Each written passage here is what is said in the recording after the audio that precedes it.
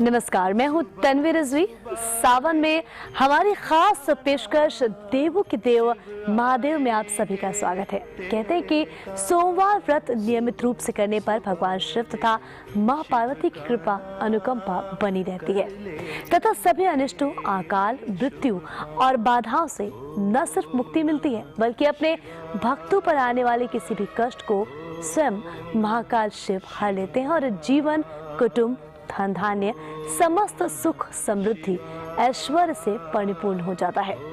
आज दूसरा सोमवार है और सावन की शिवरात्रि एक साथ है। ऐसे दुर्लभ संयोग में आपको सही विधान बताने के लिए हमारे साथ स्टूडियो में मौजूद है पंडित वैभव नाथ शर्मा। आपका बहुत बहुत स्वागत है। जी नमस्कार हमारे शो में। और अब शुरुआत करते हैं इस प्रोग्राम की।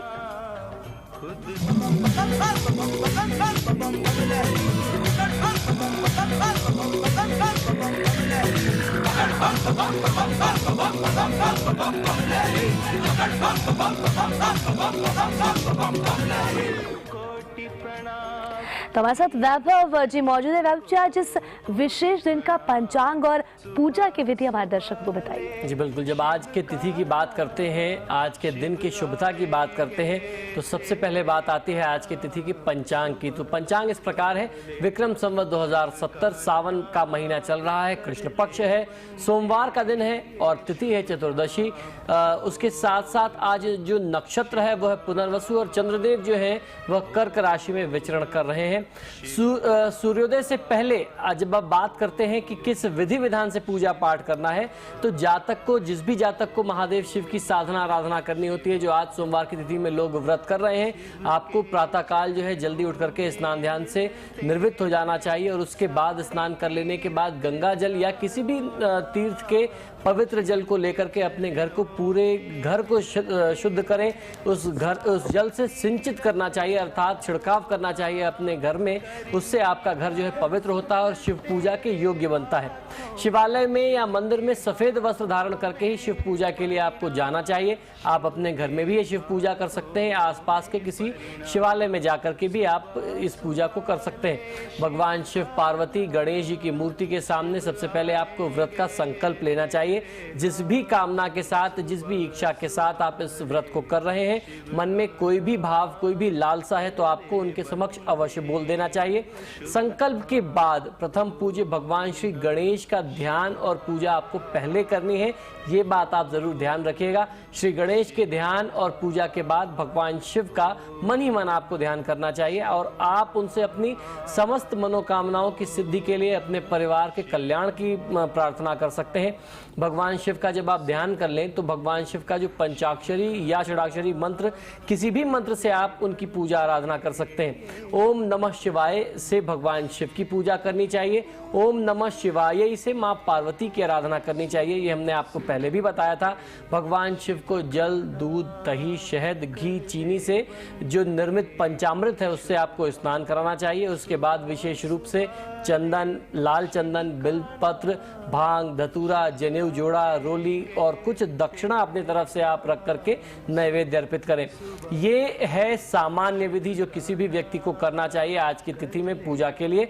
और आज की तिथि के लिए, सावन के दूसरे सोमवार के लिए हमारे यहाँ बहुत ही विशेष उपाय बताया गया, जिसे शिव मुट्ठी कहते हैं। मैंने आपको पिछले सोमवार को भी बताया था।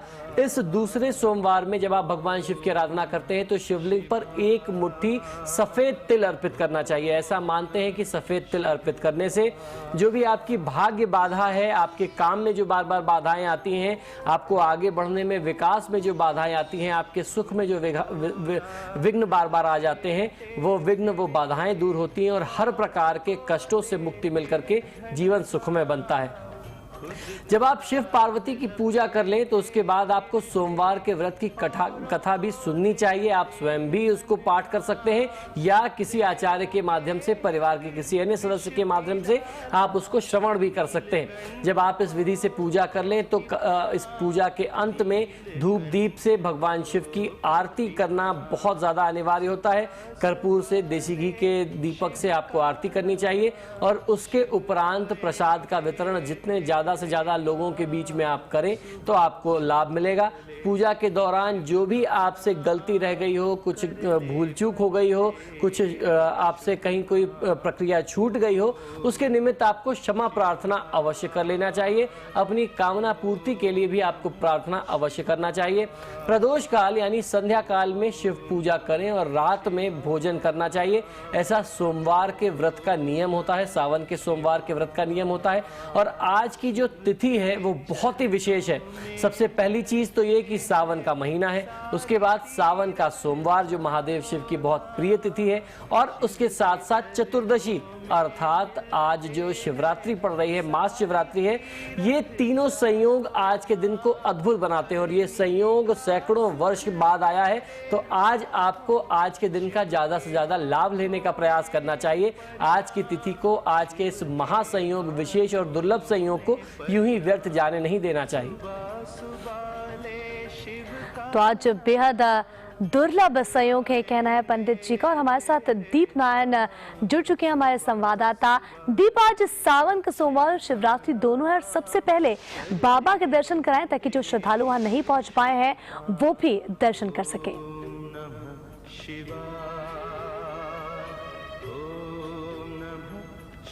जी बिल्कुल, आज भक्ति की जो बयार देखने को मिल रही है वो शायद ही कभी देखने को मिलती है लोगों को। कि आज सबसे अच्छा दिन माना जा रहा है क्योंकि आज सोमवारी है और दूसरा सावन की शिवरात्रि है। तो ये दो बेहतर दिनों का संजोग है। और आज के बारे में कहा जाता है कि जो भक्त जलार्पण करेंगे, बाबा भोले को जल अर्पण करेंगे, उनकी सारी मनोकामनाएं जो है वो पूरी हो जाएगी। हम सबसे पहले अपने भक्तों को बाबा भोले के उस अद्भुत रूप का दर्शन कराते हैं सबसे पहले, क्योंकि जो यहाँ आ नहीं सकते भक्त वो धन्य हो जाते हैं सिर्फ इनके पंचशूल का दर्शन करके। तो सबसे पहले कि जहाँ अर्घा सिस्टम है, ऐसे में भक्त को उसी अर्घा सिस्टम के माध्यम से हम बाबा भोले की दर्शन कराते हैं। और उस अद्भुत वो चमकता हुआ जो रूप है, जब जलार्पण उनके मस्तिष्क पर गिरता है और वो जो चमक देखने को मिलती है, उसका दर्शन हम सबसे पहले भक्तों को कराते हैं। और उसके बाद हम भक्तों को बताएंगे कि आज का जो दिन होता है वो कितना महत्वपूर्ण है और आज जलार्पण करने से क्या फायदा मिलता है भक्तों। तो हमारे साथ हमारे संवाददाता दीप नारायण थे और हमारे साथ पंडित जी स्टूडियो में मौजूद हैं। पंडित जी, सोमवार को व्रत करने का महत्व इतना ज्यादा क्यों है? क्यों है शिव जी को सावन का महीना इतना प्रिय?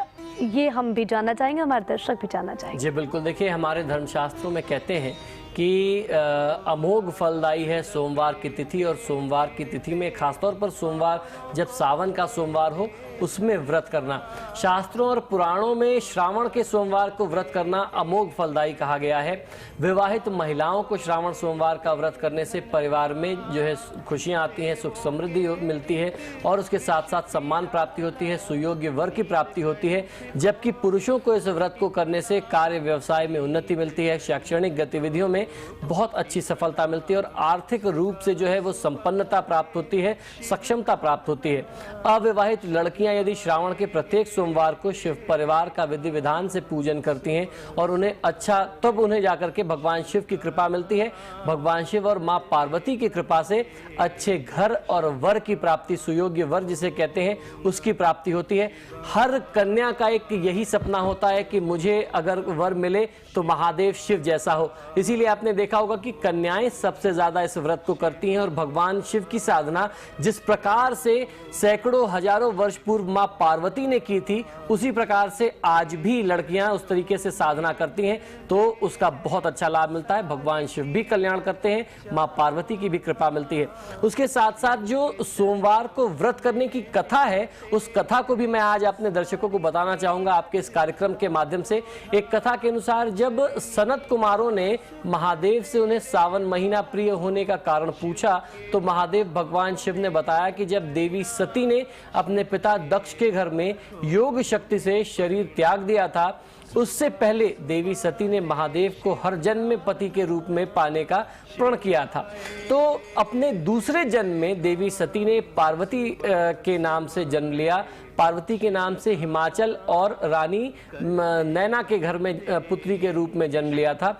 मां पार्वती ने सावन के महीने में निराहार रह करके कठोर व्रत किया और उन्हें प्रसन्न कर, भगवान शिव को प्रसन्न कर वर के स्वरूप में प्राप्त कर विवाह किया, जिसके बाद ही महादेव महादेव के लिए हर ये जो महीना है, हर वर्ष जो सावन का महीना है वो बहुत विशेष हो गया। यही कारण है कि सावन के महीने में सुयोग्य वर प्राप्ति के लिए कुंवारी कन्याएं भी बहुत विधि विधान से व्रत रखती हैं। जिनका विवाह हो गया वह स्त्रियां भी अपने पति की दीर्घायु के लिए, पति के कल्याण के लिए व्रत करती हैं, महादेव शिव की पूजा पाठ करते हैं। और ऐसा भी हमारे शास्त्रों में उल्लेख मिलता है कि सावन के महीने में ही समुद्र मंथन किया गया था, जिससे विष का पात्र निकला था, जिसे भगवान शिव ने पी लिया था, जिसका पान किया था। और उस तेज को, उस गर्मी को, उसकी उस विष की उष्णता को शांत रखने के लिए भगवान शिव का अभिषेक करते हैं, जलाभिषेक और दुग्धाभिषेक करते हैं, जिससे उसकी जो गर्मी है, वह ताप जो है भगवान शिव को कष्ट न दे।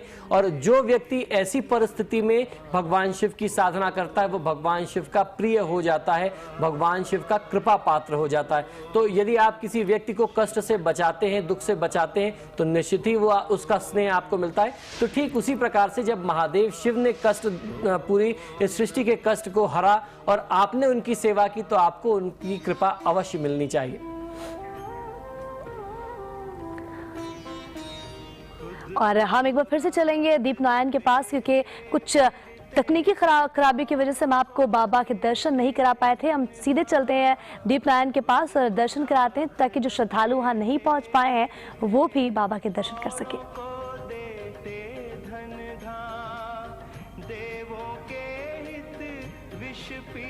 जी बिल्कुल, आज भक्ति की जो बयार देखने को मिल रही है वो शायद ही कभी देखने को मिलती है लोगों को। आज सबसे अच्छा दिन माना जा रहा है, क्योंकि आज सोमवारी है और दूसरा सावन की शिवरात्रि है। तो ये दो बेहतर दिनों का संजोग है। और आज के बारे में कहा जाता है कि जो भक्त जलार्पण करेंगे, बाबा भोले को जल अर्पण करेंगे, उनकी सारी मनोकामनाएं जो है वो पूरी हो जाएगी। हम सबसे पहले अपने भक्तों को बाबा भोले के उस अद्भुत रूप का दर्शन कराते हैं सबसे पहले, क्योंकि जो यहाँ आ नहीं सकते भक्त वो धन्य हो जाते हैं सिर्फ इनके पंचशूल का दर्शन करके। तो सबसे पहले कि जहाँ अर्घा सिस्टम है, ऐसे में भक्त को उसी अर्घा सिस्टम के माध्यम से हम बाबा भोले की दर्शन कराते हैं। और उस अद्भुत वो चमकता हुआ जो रूप है, जब जलार्पण उनके मस्तिष्क पर गिरता है और वो जो चमक देखने को मिलती है, उसका दर्शन हम सबसे पहले भक्तों को कराते हैं। और उसके बाद हम भक्तों को बताएंगे कि आज का जो दिन होता है वो कितना महत्वपूर्ण है और आज जलार्पण करने से क्या फ़ायदा मिलता है भक्तों।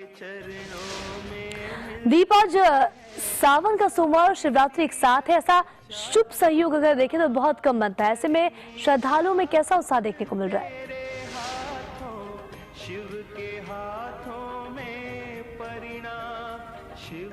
जी बिल्कुल, आज का जो संजोग है वो शायद ही कभी देखने को मिलता है, सावन की शिवरात्रि और सोमवारी। हालांकि कहते हैं कि सावन का हर एक दिन काफ़ी महत्वपूर्ण होता है, हर एक दिन जलार्पण करने से लोगों को काफ़ी फायदा मिलता है, मनोवांछित फल प्राप्ति होती है। लेकिन इस खास दिन को भक्त अपने हाथों से नहीं जाने देना चाहते हैं, और यही कारण है कि लाखों की संख्या में जो है भक्त वो देवघर पहुँच चुके हैं और जलार्पण के लिए पंक्तिबद्ध हैं।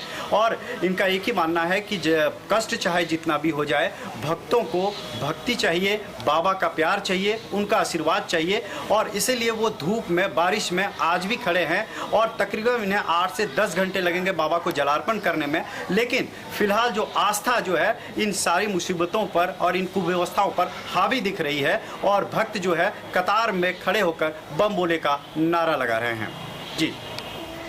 जी दीप, बाबा धाम में श्रृंगारी पूजा का भी खास महत्व बताया जाता है। इसमें जेल के कैदियों द्वारा बनाए गए मुकुट पहनाते हैं। इसके पीछे आखिर क्या पौराणिक तथ्य हैं? सुबह सुबह ले शिव का नाम, शिव आएंगे तेरे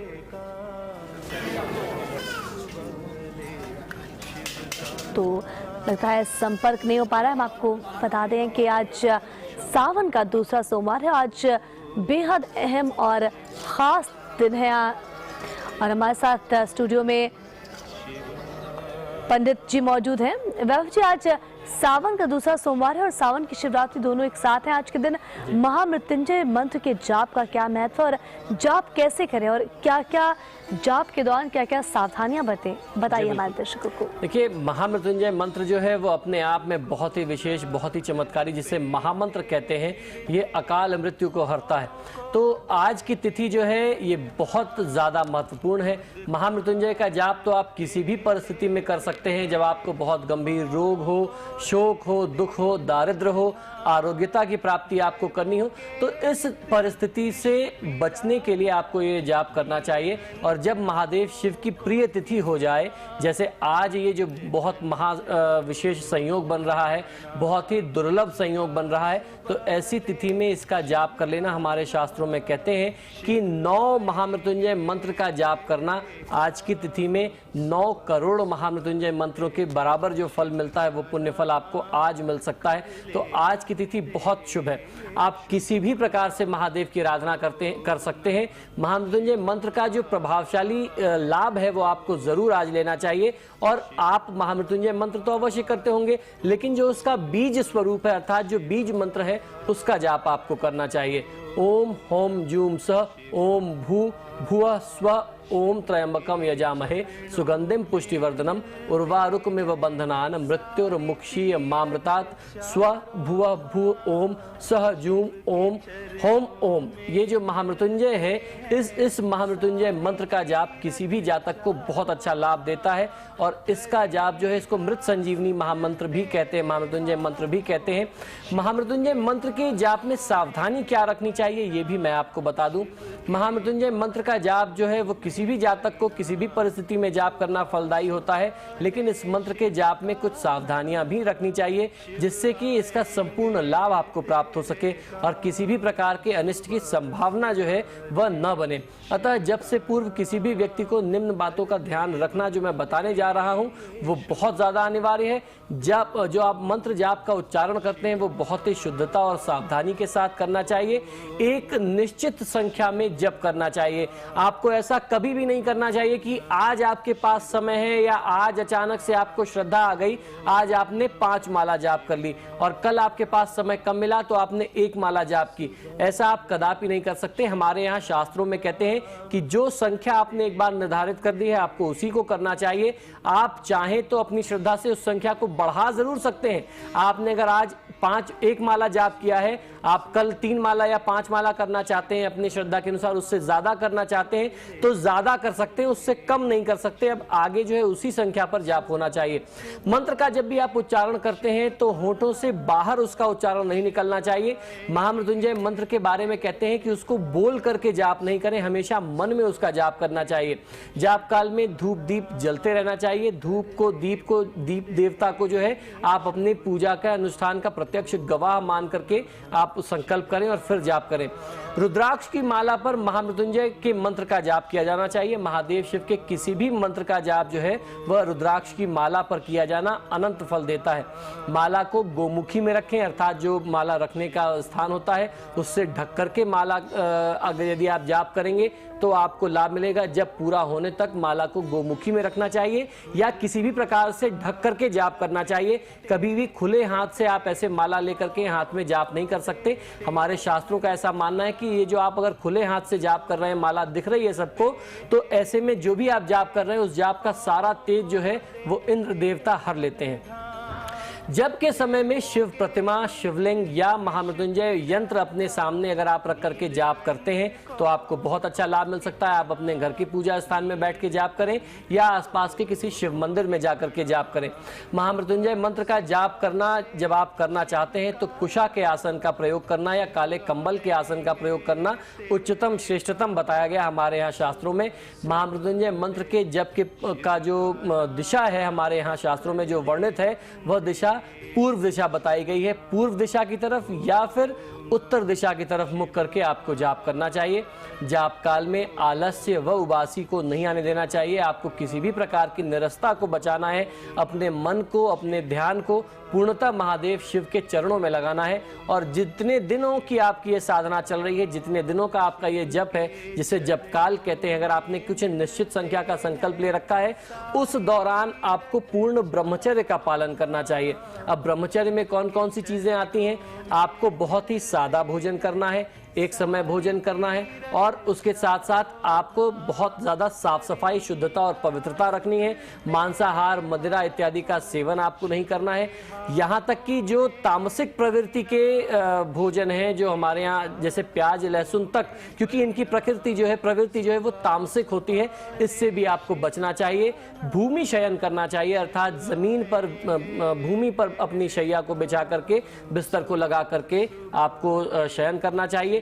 स्त्री प्रसंग से बचना चाहिए। उस दौरान यदि संभव हो सके, बहुत ज्यादा जरूरी नहीं है, अगर आपसे हो सकता है तो शेव इत्यादि भी आपको बचाना चाहिए। बाल कटाने से, शेव इत्यादि करने से भी अपने साधना के दौरान में आपको बचना है। तो उम्मीद करते हैं जो दर्शकों ने जरूर जो भी पंडित जी ने बताया वो सब अपने पास नोट कर लिया होगा, किन किन चीजों में सावधानी बरतनी चाहिए और किस तरह से जाप करना चाहिए। हमारे साथ दीप जुड़े हुए हैं। दीप, बैद्यनाथ धाम के बारे में कहा जाता है कि शिव और शक्ति का मिलन स्थल है। आप दर्शकों को ये दिव्य दर्शन अवश्य कराएं।